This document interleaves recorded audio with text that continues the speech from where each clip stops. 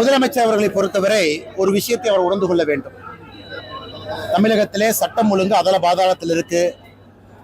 மின்சார கட்டணம் தொடர்ந்து உயர்ந்து கொண்டிருக்கிறது. விலைவாசி உயர்வு என்பது இந்தியாவில் அதிகம் இங்கதான் இருக்கு. வேலை வாய்ப்பின்மை 15 வயசுல இருந்து 29 வயசுக்குள்ள பாத்தீங்கன்னா தமிழ்நாட்டில் 17.5% வேலை வாய்ப்பு இல்லை. இதெல்லாம் ஒரு பக்கம். அதனால் நான் காலை உணவு திட்டத்தில் நான் போய் அமர்ந்து ஒரு போட்டோக்கு போஸ்ட் கொடுப்பேன். நான் அம்மா உணவகத்துக்கு சென்று ஆய்வு செய்வேன். இதெல்லாம் மக்கள் பார்ப்பதற்கு தயாராக இல்லை. இதெல்லாம் அரசனுடைய கடமையாகத்தான் பார்க்கிறாங்க. புதிய கல்விக் கொள்கையில காலை உணவு திட்டத்தை மத்திய அரசு கொண்டு வந்திருக்கும் பொழுது, பல மாநிலங்கள் அது வந்திருக்கும் பொழுது, முதலமைச்சர் அவர்கள் என்னதான் புகைப்படம் எடுத்து வெளியிட்டாலும் கூட மக்கள் இதை மறப்பதற்கு தயாராக இல்லை. மக்களுக்கு தேவை விலைவாசி குறைங்க, மக்களுக்கு தேவை கரண்ட் விலையை குறைங்க, மக்களுக்கு தேவை நல்ல ஒரு சட்டம் ஒழுங்கு கொடுங்க, மக்களுக்கு தேவை ரவுடிகளுடைய ஆட்சியிலிருந்து தமிழகத்தை காப்பாத்துங்க. அதனால் இதையெல்லாம் கூட திசை திருப்புவதற்கு முதலமைச்சர் செய்யக்கூடிய நாடகமாகத்தான் நாங்கள் பார்க்கின்றோம். ஆக்கப்பூர்வமாக இதை நாங்க பார்க்கல. அப்படி இருந்தா அம்மா உணவு திட்டத்தில் இருக்கக்கூடிய சாப்பாட்டை தான் எல்லா அமைச்சர்களும் மத்திய உணவா சாப்பிட்டுட்டு முதலமைச்சர் ஜீவோ போட்டுமே. சென்னையில் இருக்கக்கூடிய தலைமைச் செயலகத்துல மத்திய உணவு அம்மா உணவகத்திலிருந்து தினமும் வரும்.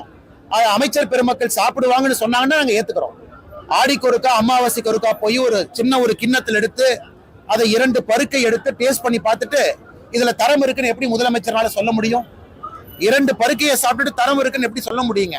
அப்படி உண்மையாலும் அம்மா உணவு அது மக்களுக்கு, ஏழை மக்களுக்கு பயன்பட வேண்டும் என்றால் தலைமைச் செயலகத்துல அம்மா உணவு தான் எல்லோருக்கும் வரும். அமைச்சர் பெருமக்கள் மத்தியான அம்மா உணவு தான். எல்லா அரசு நிகழ்ச்சியிலும் அங்க நடக்கக்கூடிய அரசு நிகழ்ச்சியில உணவு என்பது அம்மா உணவகத்துல இருந்து வரும் சொல்லுங்க. அன்னைக்கு ஏத்துக்கிற முதலமைச்சர் சீரியஸா இருக்கிறாங்க.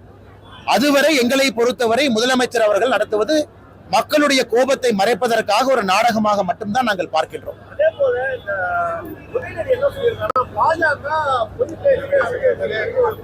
ஏன்னா உதயநிதி அவர்கள் துணை முதலமைச்சர் இவங்களே கிளப்பினாங்க, இவங்களே பத்திரிகையில எழுத சொன்னாங்க.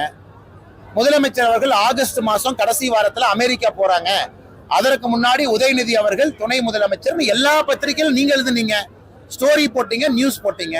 இது எப்படி பாரதிய ஜனதா கட்சி கிளப்பக்கூடிய பொருளியா இருக்கும்? உதயநிதி அவர்கள் துணை முதலமைச்சர் என்று வந்த பிறகு தமிழக மக்கள் யாரும் அதை ரசிக்கல. அதை ஒரு வாரம் டெஸ்ட் பண்ணி பார்த்தாங்க. இவங்களே மீடியா கொடுத்து திமுக காரங்க டெஸ்ட் பண்ணி பார்த்தாங்க. அறிவாலயத்திலிருந்து மக்கள் ஏத்துக்கிறாங்களா? மக்கள் ஏற்றுக்கொள்ளவில்லை என்று தெரிந்த பிறகு அதை அப்படியே பெல்ட்டி அடிச்சு இது பாரதிய ஜனதா கட்சி கிளப்பி இருக்கக்கூடிய பொருளிங்கிறான். இதுக்கு நாங்கள் எப்படி நான் பொறுப்பு? எங்கேயாவது நான் சொன்னா பாரதிய ஜனதா கட்சி நாங்கள் சொன்னோமா? இவர்கள் தானே சொன்னாங்க உதயநிதி ஸ்டாலினுக்கு நாங்கள் மறுபடியும் பட்டத்து இளவரசருக்கு ஒரு பட்டத்தை கொடுக்க போறோம். அதனால் எங்களின் மீது பழி போடுவது எப்படி அதை ஏற்றுக்கொள்ள முடியும்? அதனால் இவங்க பாரதிய ஜனதா கட்சி புரளி பரப்புதுன்னா என்ன பரப்புதுன்னு சொல்லுங்க. இவர்கள் சொன்னதை மக்கள் ஏற்றுக்கொள்ளவில்லை என்பதற்காக அது பாரதிய ஜனதா கட்சி பரப்பி இருக்கக்கூடிய புரளியை எப்படி நாங்க ஏத்துக்க முடியுங்கன்னா?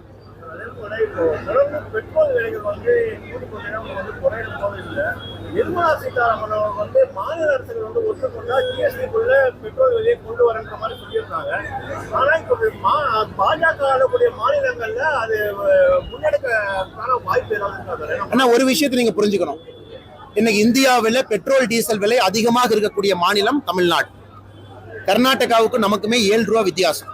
இன்னைக்கு போய் ஹொசூர்ல போய் பாருங்க, எல்லாரும் அங்கதான் டீசல் அடிக்கிறாங்க. காரணம், திமுக தன்னுடைய தேர்தல் வாக்குறுதியாக 5 ரூபாய் 4 ரூபாய் பெட்ரோல் டீசல் குறைப்போம் என்று சொல்லியும் குறைக்காத ஒரு மாநிலமாக தமிழ்நாடு இருக்கு. முதல் அதை புரிஞ்சுக்கணும்.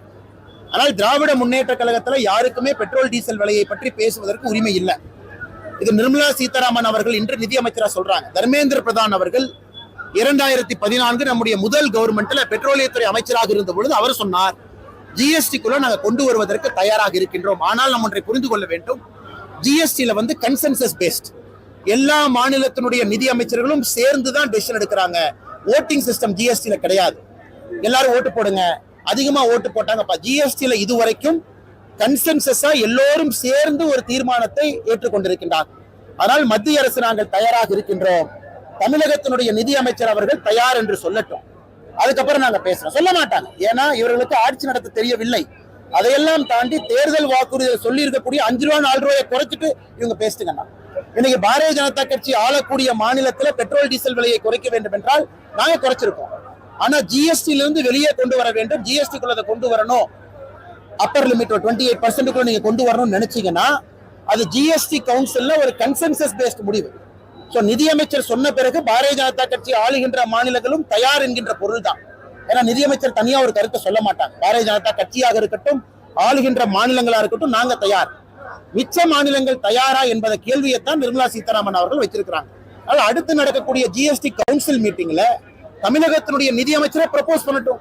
பாரதிய ஜனதா கட்சியினுடைய எல்லா நிதியமைச்சரும் ஏத்துக்க போறாங்க. மேற்படிப்புக்காண்டி தலைவர் பதவி நீங்களே தொடர்வீங்களா? ஆனா என்ன டைம் இருக்குங்கன்னா கட்சி அதிகாரப்பூர்வமாக அறிவிக்கும். ஏன்னா அந்த கட்சியில் ஒரு அடிப்படை தொண்டன். அதனால நாம் எடுக்கக்கூடிய எல்லா முடிவுகளும் கூட கட்சியினுடைய அப்ரூவல் பேஸ்ல தான் நம்ம செய்ய போறோங்கன்னா விரைவில் கட்சி இதை பத்தி பேசுவாங்க. சென்னை வந்திருக்காங்க, ஆளுநரை சந்திக்க போறதா சொல்லியிருக்காங்க. ஒரு முக்கியமான சந்திப்பா பார்க்கப்படுது. சரி அண்ணா, உங்களுக்கு ரெண்டு பதில் சொல்றேன். உங்களுக்கு ஆனா நம்முடைய RSS இயக்கத்தினுடைய தலைவராக இருக்கக்கூடிய திரு மோகன் பகவத் அவர்கள் சென்னைக்கு வந்திருக்கிறாங்க. பத்திரிகையில படிச்சோம். குறிப்பாக RSS பேர் இயக்கம் ஒரு ஆண்டும் கூட அவர்களுக்கு குரு பூஜை விழா, அந்த குரு பூஜை விழாவில் வருடத்திற்கு ஒரு முறை நடக்கும். RSS சார்ந்தவர்கள் பங்கு பெறுவாங்க. RSS மீது பட்டு இருக்கிறவங்களும் பங்கு பெறுவாங்க. நாளை சென்னையில் நடக்கிறது. அந்த விழாவுக்காக மோகன் பகவத் ஐயா அவர்கள் வந்திருப்பதாக நான் பத்திரிகையில படிச்சிருக்கேன். அதே நேரத்தில் மோகன் பகவத் ஐயா அவர்கள் பல கருத்துக்களை இந்தியாவில் சொல்லிக்கிட்டு இருக்காங்க. அவர் போற எல்லா இடத்திலையும் எல்லா மனிதர்களையும் சந்திப்பது வழக்கம். அதுபோல்தான் ஆளுநர் அவர்கள் சந்திப்பையும் நான் பார்க்கின்றேன். இதுல நான் கருத்து கூறுவதற்கு ஒன்றும் இல்லைங்க. அது ஆளுநர் தரப்பு கருத்து கூறலாம் அல்லது RSS இயக்கம் சார்பாக கருத்து கூறலாம். அதே போல் சகோதரர் அவர் கேட்டிருப்பது போல மின் கட்டண உயர்வு, பாரதிய ஜனதா கட்சி தமிழகத்துல 4 இடத்துல மாபெரும் போராட்டத்தை முன்னெடுக்க இருக்கின்றோம். இது ஒரு மாநாடு போல் இருக்கும். இத்தனை காலமாக மாவட்ட தலைநகரத்தில் நடத்தக்கூடிய அந்த போராட்டம் என்பது இன்னைக்கு தமிழகத்தினுடைய மின் கட்டண உயர்வு, சட்டம் ஒழுங்கு கெட்டு போயிருக்கிறது, ரெண்டையும் மையப்படுத்தி பொதுமக்களை பங்கு பெற செய்து ஒரு மாநாட்டை போல மக்களை கொண்டு வந்து அதுல முழு நாள் முழுவதும் நாங்க பேச போறோம். குறிப்பாக வெறும் 1 மணி நேரம் 2 மணி நேரம் ஒரு கண்டன போராட்டமாக இல்லாமல் இது என்ன நடக்குது, பிரச்சனை எங்க இருக்கு, ஏன் தொடர்ந்து ஏத்திட்டு இருக்காங்க, எங்கிருந்து பொய் வாக்குறுதிகள் வருது, ஏன் இப்படி இருக்குது என்பதை 4 இடத்துல நாங்கள் செய்ய இருக்கின்றோம். அதை பற்றி விரைவில் எந்த தேதி எங்கு நடக்கும் என்பதை நம்முடைய மாநிலத்தினுடைய துணைத் தலைவராக இருக்கக்கூடிய அண்ணன் கருநாகராஜன் அவர்கள் இதற்கு பொறுப்பேற்றிருக்கிறாங்க. பத்திரிகை நண்பர்களுக்கு அதை பத்தி செய்தி கொடுப்பாங்க.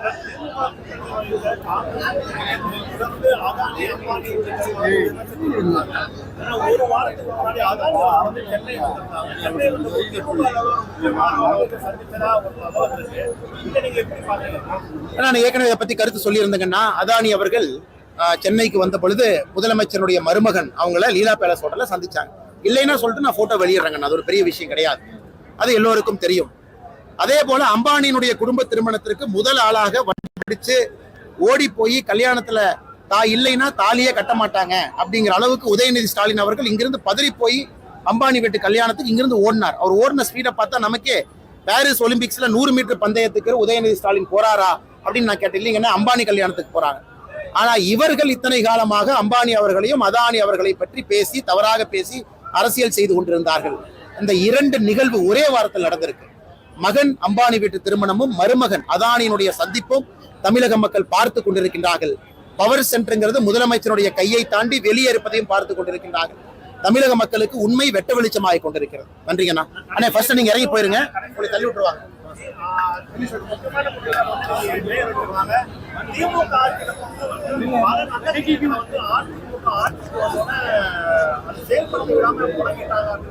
ஆனா இந்த பஞ்சாயத்தை விடுங்கண்ணே.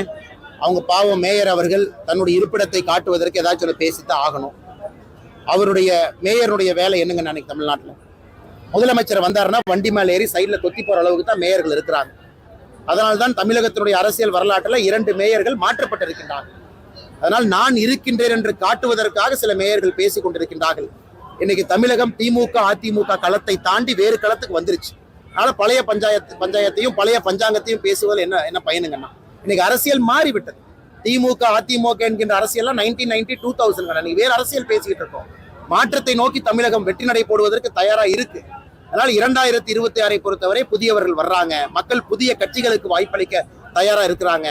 மக்கள் இப்ப இருக்கக்கூடிய புதிய அரசியல் வேண்டும் என்று நினைக்கின்றார்கள். அதனால் இதெல்லாம் காணாமல் போகக்கூடிய கட்சிகள். அதை பற்றி பேசுவதில் உங்களுடைய நேரம் விரயம், என்னுடைய நேரமும் விரயம். நன்றிங்க.